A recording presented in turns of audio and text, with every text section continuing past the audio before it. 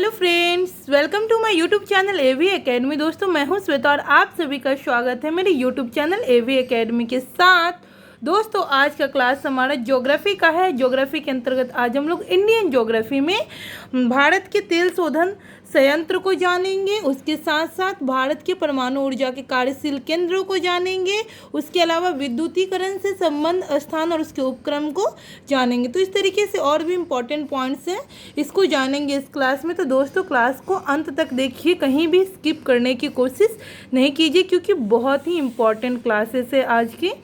तो आप लोग क्लास को अंत तक देखिए। और पिछले क्लास में हम लोगों ने कोयला के प्रकार और उससे रिलेटेड जितने भी इम्पोर्टेंट पॉइंट्स थे उनको पढ़ा। तो जिन लोगों ने पिछले क्लास को नहीं किया उनके लिए मैं डिस्क्रिप्शन बॉक्स में लिंक को डाल दूंगी, ताकि आप लोग वहाँ से क्लास को कर लीजिए। कंटिन्यूटी बना रहेगा तो आप एग्जामिनेशंस में अच्छा कर सकते हैं। तो चलिए आज के क्लास को शुरू करते हैं। हमारा पहला पॉइंट है आज का, भारत में तेल के अन्वेषण का कार्य ऑल इंडिया लिमिटेड के द्वारा किया जाता है। यानी कि भारत में जो तेल का जो अन्वेषण का जो कार्य है, तेल एक्सप्लोरेशन का जो कार्य है, जो ऑल इंडिया लिमिटेड द्वारा किया जाता है। तो क्वेश्चन पूछा जा सकता है कि भारत में तेल का अन्वेषण का कार्य किसके द्वारा किया जाता है, तो ऑल इंडिया लिमिटेड के द्वारा किया जाता है। इसको ध्यान रखिएगा आप लोग। अगला पॉइंट देखते हैं, HVJ पाइपलाइन द्वारा प्राकृतिक गैस का परिवहन कहाँ से होता है, तो दक्षिणी बेसिन से होता है। HVJ के द्वारा जो पाइपलाइन है उसका जो परिवहन का कार्य जो होता है, जो दक्षिणी बेसिन से होता है। भारत में अधिकांश प्राकृतिक गैस का उत्पादन कहाँ से होता है, और यानी कि भारत का जो अधिकांश प्राकृतिक गैस का जो उत्पादन है वह कहाँ से होता है, नेचुरल गैसेस का, तो बम्बई हाईवे से। याद रखिएगा, क्वेश्चन इंपॉर्टेंट है, पॉइंट्स इंपॉर्टेंट है। भारत में अधिकांश प्राकृतिक गैस यानी कि नेचुरल गैस का उत्पादन कहाँ से किया जाता है, तो बम्बई हाई से। KG-D6 बेसिन में किस खनिज के बृहद भंडार है, तो प्राकृतिक गैस का। KG-D6 बेसिन में किस खनिज का के बृहद भंडार है, प्राकृतिक गैस का। कुंडलकुलम नाभिकीय ऊर्जा संयंत्र न्यूक्लियर पावर प्लांट किस राज्य में स्थित है, तो तमिलनाडु में। कुंडलकुलम नाभिकीय ऊर्जा संयंत्र कहाँ स्थित है, तमिलनाडु में। भारत का सर्वप्रथम खनिज तेल कुआं का निर्मित किया गया था, तो भारत में सबसे पहले खनिज तेल कुआं का निर्माण जो किया गया था वह कहाँ किया गया था, तो असम के मकामू में। इंपॉर्टेंट पॉइंट से दोस्तों क्वेश्चन पूछता है, तो ध्यान रखिएगा इस पॉइंट्स को। भारत का सर्वप्रथम खनिज तेल का कुआं कहाँ निर्मित है, तो मकामू, असम में। भारत की सबसे पुरानी तेल शोधन इकाई कौन सी है, डिगबोई, असम।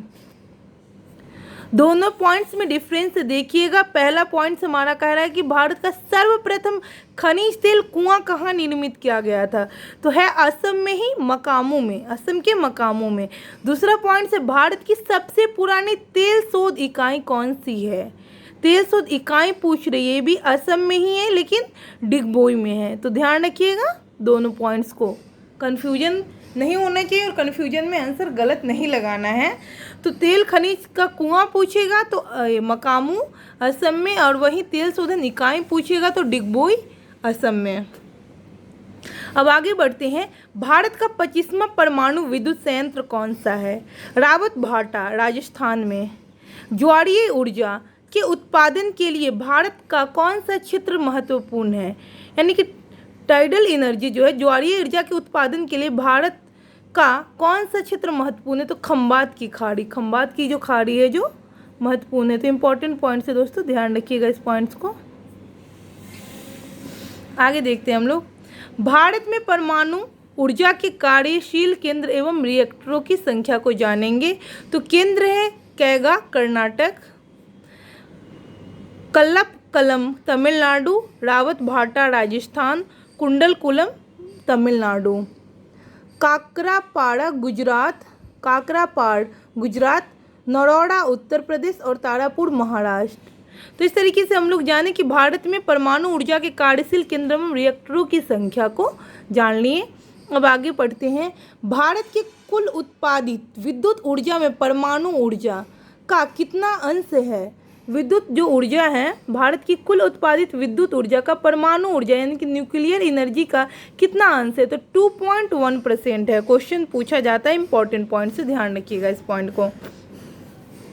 अब आगे बढ़ते हैं हम लोग। भारत में 8 दाबित भारी जल रिएक्टर संयंत्र PHWR भारी संयंत्र राज्य स्थापित वर्ष। नांगल पंजाब 1962 ईस्वी। बड़ोदरा गुजरात 1980 ईस्वी में स्थापित किया गया। तूतीकोरिन यह राज्य तमिलनाडु में स्थित है और इसकी स्थापना 1978 में किया गया। कोटा यह राजस्थान में स्थित है और इसकी स्थापना 1985 में किया गया। कोटा राजस्थान में स्थित है, स्थापना 1985 में। तलचर उड़ीसा 1985 में। थाल महाराष्ट्र 1987 में। हजीरा गुजरात में स्थित है और इसकी स्थापना 1991 में की गई। मांगू गुरु तेलंगाना में स्थित है और इसकी स्थापना 1991 में की गई। अगला पॉइंट देखते हैं। इंडियन ब्यूरो ऑफ साइंस के अनुसार भारत के कुल 23 तेल शोधन संयंत्र है। 23 तेल शोधन संयंत्र है। भारत में तेल शोधन संयंत्र को जानते हैं तो संयंत्र राज्य और उत्पादन वर्ष देखते हैं। डिगबोई IOC यह असम राज्य में स्थित है और इसकी उत्पादन वर्ष 1901 में है। ट्राम्बे मुंबई HPCL महाराष्ट्र में स्थित है और इसकी वर्ष जो है उत्पादन वर्ष 1954। ट्राम्बे मुंबई BPCL यह महाराष्ट्र में ही स्थित है और इसकी जो क्या कहते हैं वर्ष जो 1955 में। विशाखापत्तनम HPCL यह आंध्र प्रदेश में स्थित है और इसका जो उत्पादन वर्ष जो 1957 है। नूनामती गुवाहाटी IOC यह असम में स्थित है और इसकी स्थापना 1962 में की गई। बरौनी IOC बिहार में स्थित है, यह 1964 में इसका उत्पादन वर्ष जो 1964 है। इम्पोर्टेंस है बिहार के पॉइंट्स ऑफ व्यू से, इम्पोर्टेंस है बरौनी जो कि IOC यह बिहार में स्थित है और इसका जो क्या कहते हैं उत्पादन वर्ष जो 1964 है। अब कोयली जो IOC के अंतर्गत आती है, यह गुजरात में स्थित है, यह इसकी स्थापना वर्ष 1965। कोच्चि केरल में 1966 में। मनाली CPCL तमिलनाडु में 1969 में। हल्दिया पश्चिम बंगाल IOC पश्चिम बंगाल में स्थित है हल्दिया और इसकी स्थापना 1975 में की गई। बोंगाई गांव BRPL असम में स्थित है और इसकी स्थापना 1979 में की गई। चेन्नई CPCL यह राज्य जो है जो तमिलनाडु में स्थित है। अगला तेल शोधन कारखाना जो है जो संयंत्र जो कौन सा है तो नागपट्टनम CPCL यह तमिलनाडु में स्थित है और इसका उत्पादन वर्ष 1993। Mathura IOC Uttar Pradesh 1982। Manglaur MRPL Karnataka 1998। Panipat Karnal IOC Haryana 1998। Numaligarh NRL Assam 1999 में स्थित है। जामनगर RPL गुजरात में 1999 में स्थित है, उत्पादन वर्ष जो 1999 है। Tatipaka ONGCL Andhra Pradesh 2001। बादीनार ESSAR Gujarat 2006। Bathinda HPCL Punjab 2008। बीना BPCL मध्य प्रदेश 2009। पाराद्वीप उड़ीसा 2010। दोस्तों इम्पोर्टेंट है पाराद्वीप क्योंकि मैं देखी हूँ प्रीवियस ईयर क्वेश्चन में पूछे हुए पाराद्वीप जो है जो किस राज्य में स्थित है, यह तो उड़ीसा राज्य में स्थित है। तो इस तरीके से क्वेश्चन पूछा जा सकता है, जैसे कि दे मथुरा ये किस राज्य में स्थित है, तेल शोधन जो संयंत्र है जो कहाँ स्थित है तो उत्तर प्रदेश में। तो इस तरीके से क्वेश्चन पूछा जा सकता है क्योंकि मैं देखी हूँ पाराद्वीप के बारे में पूछी हुई, तो पाराद्वीप कहाँ स्थित है उड़ीसा में, ध्यान रखिएगा इंपॉर्टेंट पॉइंट्स हैं। आगे देखते हैं नोट में क्या लिखा गया है। RPL जामनगर व ESSAR वादीनार निजी क्षेत्र के एवं HPCL भटिंडा व BPCL बीना संयुक्त क्षेत्र के उपक्रम हैं। भूटान में भारत के सहयोग से संकोस मांगदेछु चुक्खा तथा ताला जल विद्युत परियोजनाएं स्थापित की गई है। अगला पॉइंट हम लोग देखते हैं इसमें विद्युतीकरण से संबंध संस्थापन और उपकरण को जानेंगे। तो पहला पॉइंट है हमारा इसमें राष्ट्रीय संस्थान है, मुख्यालय और स्थापना वर्ष है। राष्ट्रीय ताप विद्युत निगम जो है, जो एनटीपीसी महारत्न कंपनी है, इसका मुख्यालय नई दिल्ली है, 1975 में स्थापित की गई। अगला देखते हैं पॉइंट्स। राष्ट्रीय पन बिजली निगम NHPCL मिनी रत्न कंपनी है, यह फरीदाबाद में स्थित है, इसकी स्थापना 1975 में की गई। ग्रामीण विद्युतीकरण निगम लिमिटेड REC नई दिल्ली में इसकी मुख्यालय, यह 1969 में स्थापित की गई। चौथा है भारतीय विद्युत व्यापार निगम लिमिटेड PTC इंडिया, नई दिल्ली में इसकी मुख्यालय 1999 में स्थापित की गई। राष्ट्रीय विद्युत प्रशिक्षण संस्थान NPTI, यह फरीदाबाद में स्थित है, 1965 इसका स्थापना वर्ष है। ऊर्जा दक्षता ब्यूरो नई दिल्ली में स्थित है, 2002 इसका स्थापना वर्ष है। भारतीय गैस प्राधिकरण लिमिटेड गेल, यह नई दिल्ली में स्थित है और इसका उत्पादन वर्ष जो है, जो 1984 स्थापना वर्ष। तेल एवं प्राकृतिक गैस निगम ONGC, यह नई दिल्ली इसकी मुख्यालय, यह 1956 में इसकी स्थापना हुई। भारतीय विद्युत ग्रिड लिमिटेड PGCIL गुरुग्राम में इसका मुख्यालय, यह 1989 में स्थित की गई। इंडियन ऑयल कॉरपोरेशन IOC नई दिल्ली में स्थित है इसकी मुख्यालय, और यह 1964 में स्थापना की गई इसकी। All India limited OIL Noida में इसका मुख्यालय, यह 1959 में इसकी स्थापना की गई। अगला पॉइंट देखते हैं। भारत के किस राज्य में बिजली की प्रति व्यक्ति क्षमता और उत्पादकता सर्वाधिक है? तो महाराष्ट्र में। रामपुर भारत के में सौराष्ट्र ऊर्जा प्लांट लगाने वाले प्रथम गांव है, यह किस राज्य में स्थित है? उत्तर प्रदेश में। तो देखिए इंपॉर्टेंट पॉइंट से ध्यान रखिएगा आप लोग। रामपुर जो है, जो भारत में सौर ऊर्जा प्लांट लगाने वाले प्रथम गांव है, यह किस राज्य में स्थित है? उत्तर प्रदेश में। भारत में स्थापित विद्युत ऊर्जा स्रोतों में सर्वाधिक ऊर्जा कोयले से प्राप्त होती है। तत्पश्चात नवीनीकरण ऊर्जा, जल विद्युत, प्राकृतिक गैस व परमाणु ऊर्जा का स्थान है।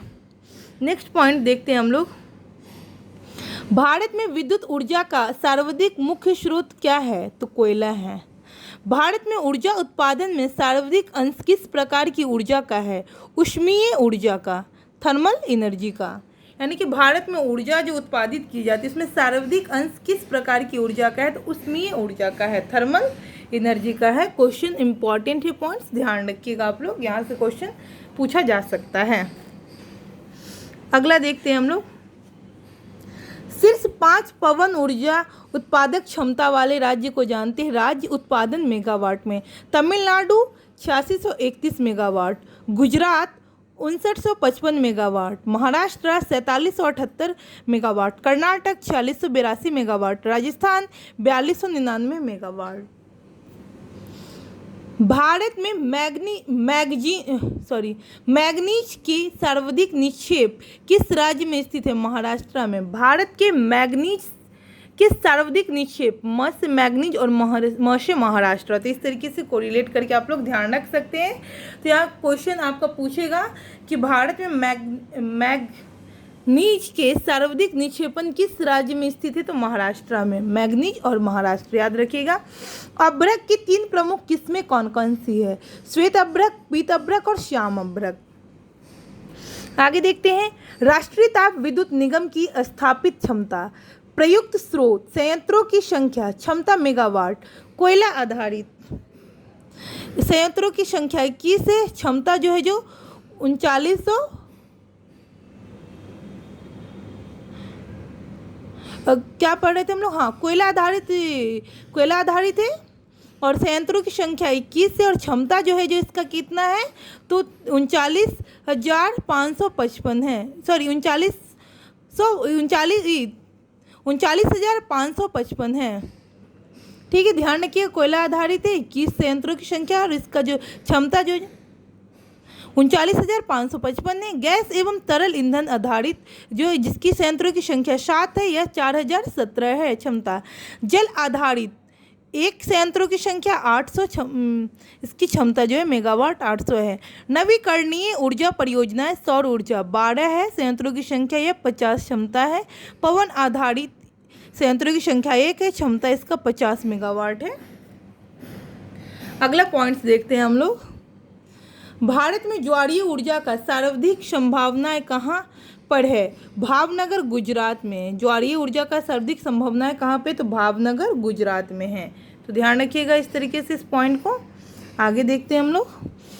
ओबरा ताप विद्युत केंद्र की स्थापना किस देश के सहयोग से की गई थी? तो रूस के। सतारा किस लिए प्रसिद्ध है? पवन ऊर्जा संयंत्र के लिए।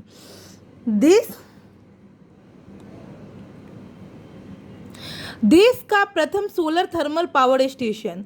देश का प्रथम solar thermal power station Rajasthan में स्थापित किया गया। जैसलमेर के नूख में बनने वाले पावर प्लांट की क्षमता 50 मेगावाट होगी। इसमें टावर हीटिंग टेक्नोलॉजी का प्रयोग किया जाएगा। इस तकनीक से बिजली का वाणिज्यिक उत्पादन वर्तमान समय में केवल अमेरिका में हो रहा है।